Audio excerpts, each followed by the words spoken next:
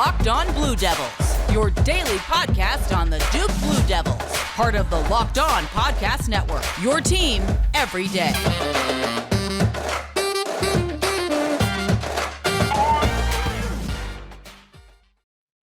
Hello, everybody, and welcome into another edition of the Locked On Blue Devils podcast. It's great to have you here with us on our show today. My name is JJ Jackson. I'm the host of this podcast. On today's show, Amile Jefferson promoted to assistant coach on Jon Scheyer's first staff, taking over a new era of Duke men's basketball. We're going to start our player season reviews. We start with Paulo Banchero today, and then we'll have updates on Duke University spring sports for you in the final segment of today's podcast. Again, my name is JJ Jackson. I'm the host. You can follow me on Twitter at _JJ_Jackson_. Follow the show on Twitter at LO_Blue Devils. Be sure to subscribe and follow Locked On Blue Devils for free wherever you get your podcasts, as you'll get the latest episode of this podcast as soon as it comes out each day. Be sure to also subscribe to our Locked On Blue Devils YouTube page where you can watch the show daily. Thank you for making Locked On Blue Devils your first listen each and every day.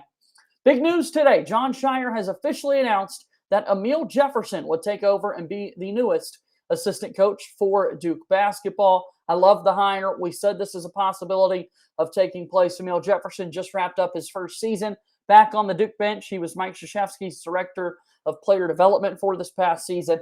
Amile Jefferson, of course, a former Duke basketball player, three-time team captain as he played for the Blue Devils from 2012 to 2017. Amile Jefferson played in a program record 150 games. No player wore the Blue Devil jersey more often than Amile Jefferson did. Again, 150 games in a Duke uniform throughout his career. Amile Jefferson averaged 7.2 points per game, 6.3 rebounds per game, 67 home wins inside Cameron Indoor Stadium as a player. Amile Jefferson also a part of 124 total wins his time in Durham playing for Duke. He got his master's degree from Duke's Divinity School, and then Amile Jefferson had a professional career from 2018 to 2020. He was playing for the Orlando Magic. 2020-2021, he had some run with the Boston Celtics. He played in Turkey for a little bit before starting his coaching career. Amile Jefferson, just north of the age of 30, takes over as one of the assistant coaches for Jon Scheyer. Here's why I love it so much. The fact that Amile Jefferson played for Coach K, he has the experience of being a part of the brotherhood. He knows what it was like to play Duke basketball in the brand in which we know Duke basketball to be. And as Jon Scheyer takes over, he's made it known that, hey, it's not going to be a whole lot different. I'm just going to be the new head coach as opposed to Coach K. We've established this great brand. Coach K is Duke basketball, and now we take over with Jon Scheyer. Amile Jefferson was a guy that was developed throughout his career. The player you saw, Amile Jefferson, was not the player that he was in 2015 when he's a part of a national championship winning team for the Blue Devils. And it's not the Amile Jefferson that we saw 2016, 2017 when he's wrapping up his Duke career. I mean, each and every year he got better. He added more to his game. He was such a tenacious rebounder on the glass, good at putbacks and that sort of thing. And he was key in the development of Mark Williams this season. A lot of people will tell you they were pleased with what Jefferson was able to do with Duke's big fella on the inside. I mentioned doing end-of-year reviews for players throughout the next couple of days here on Locked On Blue Devils, and we're going to have a lot about Mark Williams, and Amile Jefferson is a big reason why. So that's a big, big, big bonus for him to now be a full-time assistant coach. And then now Duke gets to have him out on the road recruiting. Anytime you lose a young head coach like Nolan Smith, who was doing a great job in his first season as a recruiting guy for the Blue Devils, you got to replace him with someone a little bit younger, more energy, more life. That I don't want to necessarily throw out the cliche that they can relate to the players better, but I do think that speaks volumes, and that's something Amile Jefferson is going to be able to do. He's got Philadelphia roots, and we know Philly Hoopers. There are a lot of them, and they're really good basketball players in that area. So for Amile Jefferson to be repping Duke every time he goes back home and is going to have a lot of connections in that Philadelphia and the Pennsylvania greater Northeast area, that's big time. That's going to help. Duke has always had a lot of pride in the number of New York, New Jersey players over in the Philly area as well. And so those roots, I think, help Amile Jefferson right away, day one on the recruiting trail I think that's going to be big time. So a great move here by Jon Scheyer. Now the question is, okay, who's next? What's the next move? We've got Chris Carrawell in one of those chairs. We now have Amile Jefferson in that chair. Again, Nolan Smith departs, and he's now the associate head coach at Louisville. So you've got to replace that, and you've got to replace the seat that Jon Scheyer was sitting in, because he can't be the associate head coach and head coach. He's now just the guy. Jon Scheyer, the head coach of Duke men's basketball. Duke Twitter freaked out, and rightfully so. It was awesome that we officially on Twitter at Jon Scheyer, the handle on Twitter, his bio no longer says Duke basketball associate head coach. It officially says Duke basketball men's head coach. I mean, just awesome to see him update the bio, and we're starting off this new era of Duke basketball. And Amile Jefferson's going to be one of those guys. But one more assistant coach is needed. Mike Schrage, hired over from Elon. He previously spent 9 seasons with Duke basketball, then went 8 years to Stanford with Johnny Dawkins, had 2 seasons at Ohio State with Chris Holtmann, and 1 season at Butler with Chris Holtmann before being the Elon head coach here in the state of North Carolina for the past 3 seasons. So Schrage comes back over to Durham. He is the special assistant to the head coach. And Mike Schrage posted a tweet himself talking about, Thursday and Friday last week, Duke gets 5-star commitments from Tyrese Proctor and Mackenzie Mbako to their 2023 class. And Schrage's like, this is unbelievable. This is amazing. First 2 days on the job, 2 5-star commits for Duke basketball. That's what we love to do, and we're going to keep that moving forward there in the brotherhood with Duke. So Amile Jefferson, the newest head coach. In terms of who could be next, a name like Tyler Thornton's had a little bit of buzz lately, the former Duke point guard who played just after that 2010 national championship team. Tyler Thornton came into the mix and played for the Duke Blue Devils. He is now an assistant coach at Howard, so he's getting college basketball experience on a bench. Steve Wojciechowski, a name that a lot of people want to bring up. I've seen Carlos Boozer's name out there trending as well, as Boozer has twins in the class of 2024 or 2025. Off the top of my head, I'm forgetting which of those 2 it is, but 2 twins that are really good basketball players, and Duke's already recruiting them pretty heavy. So we'll see if Boozer might get the call. I don't know. I think Boozer's really enjoying the TV side of things. He's done a great job on the ACC network. So we'll see what happens with that final assistant coaching job, and then we still need to have decisions made by Duke players as to whether or not they will be returning to Durham for their next season coming up in the new year. So without that being said, coming up in just a moment, we want to start our end of season reviews. We start today with Paulo Banchero, and it's coming up next here on Locked On Blue Devils. Today's show of Locked On Blue Devils is brought to you by our friends over at Built Bar. Built Bar is the best tasting protein bar that you're ever going to find. I love it so much, as bars are covered in 100% real chocolate. Yeah, 100% real chocolate. Most Built Bars contain 130 calories, 4 grams of sugar, 4 net carbs, and 17 grams of protein. Mint brownie, coconut almond, white chocolate, cookies, and cream. So many awesome flavors to choose from.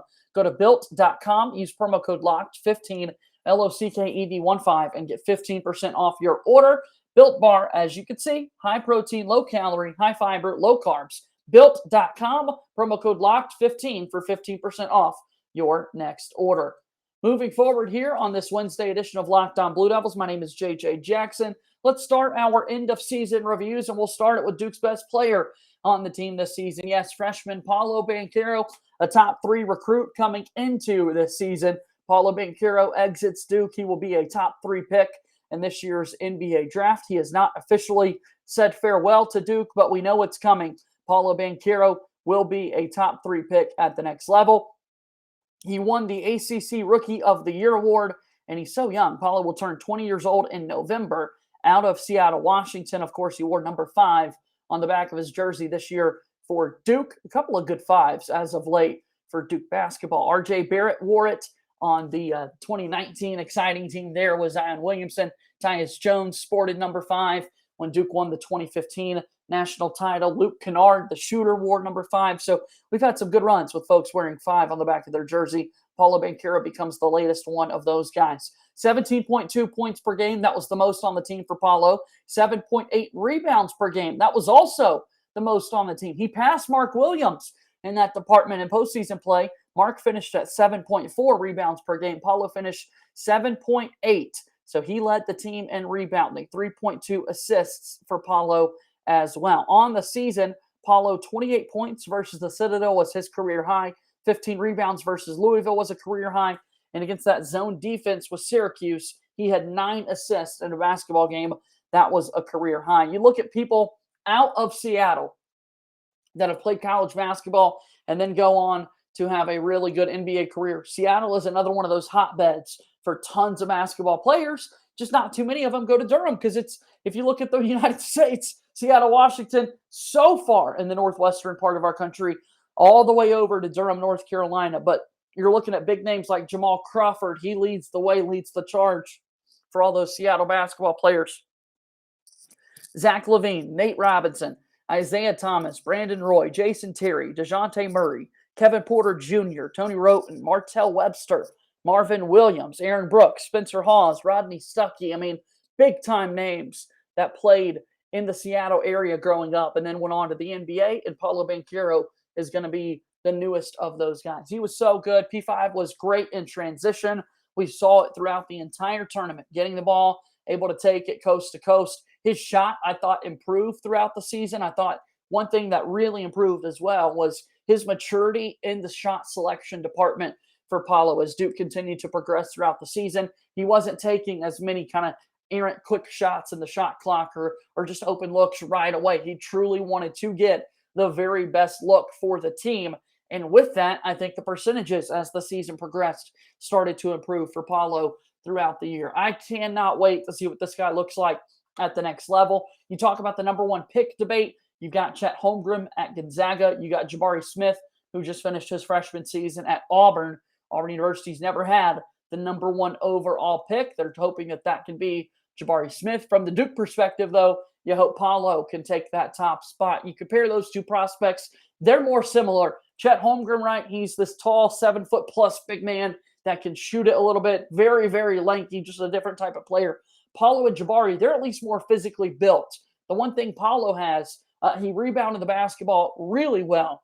And not to say Jabari Smith didn't, it's just you're working with a bigger body when you're talking about someone like Paulo Banchero. You compare the jump shooting ability, I got to give it to Jabari Smith. Of those two, Jabari Smith, the better knockdown shooter between him and Paulo. But what was really impressive, Paulo's ability to put the ball on the deck and finish at the rim. We did not see a whole lot of that out of Jabari Smith this year at Auburn. Definitely saw that for Paulo Banchero at Duke. And at the next level, the NBA, it is all about being able to create your own shot. 24-second shot clock, the pace of the game, there's more possessions. So guys being able to create their own shot as soon as they walk into the locker room is big time. And I think Paulo Banchero is going to be able to do that. He exceeded all expectations that you could have for this guy. You already have the pressure of this is Mike Krzyzewski's final season as the head coach. You're the guy if you're Paulo walking onto campus. It's the first year of name, image, and likeness, and Paulo is getting deal after deal after deal. At one point in the season, it's announced Paulo Banchero signed a deal with NBA 2K, the video game that everybody plays in the basketball world, and Paulo became the first ever college player to be on the game and get paid for being on the game. And he really benefited from playing for Duke, and what a terrific first season it was for Paulo. Certainly going to miss him. Again, he has not officially made the announcement yet that he's going to declare for the NBA draft, but we know it's coming, and I'm certainly excited to see what Paulo does at the next level, and I think he's definitely going to be a guy that in the years to come, the rest of his life, Paulo Banchero is always going to rep those 4 letters across his chest, D-U-K-E. Paulo Banchero, a part of the Brotherhood, forever a Duke guy. In just a moment, let's give you an update on what's going on with some Duke University spring sports coming up next on Locked On Blue Devils. Our show today is brought to you by our friends over at Rock Auto. With the ever-increasing number of makes and models, it's now impossible for your local chain auto parts store to stock all the parts that you need. Why endure often pointless or seemingly intimidating questioning when you're at those stores? You're waiting for the person behind the counter to order parts on their computer when you could be doing that yourself, choosing brands and specifications that you really like.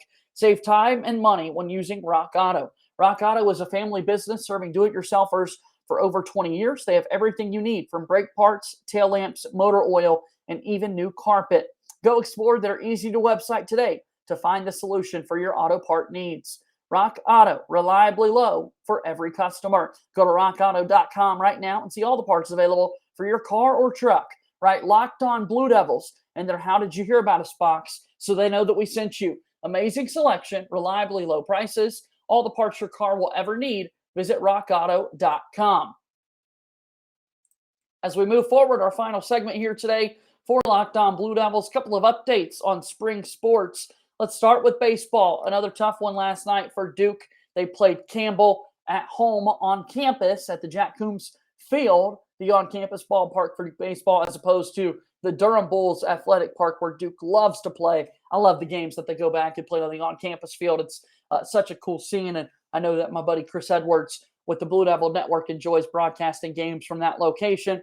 Duke lost 10-6 last night to Campbell. Coming up next, they've got 3 games this weekend versus Notre Dame. Duke, of course, the reigning ACC tournament champions. It has not been a good season for Duke so far. They are worse in the ACC in batting average, and they've got that 3-game series coming up with Notre Dame. Their record now 13-20 on the season.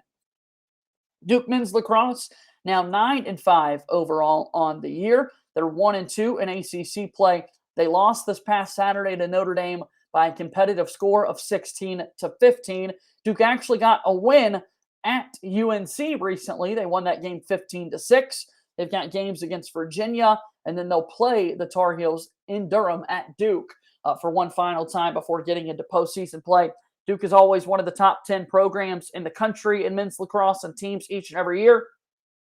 A more difficult season this year for Duke men's lacrosse, but who knows? They're always capable of making a postseason run. Don't ever count John Danowski and that program out in any stretch. All right, Duke women's lacrosse, a really good season this year.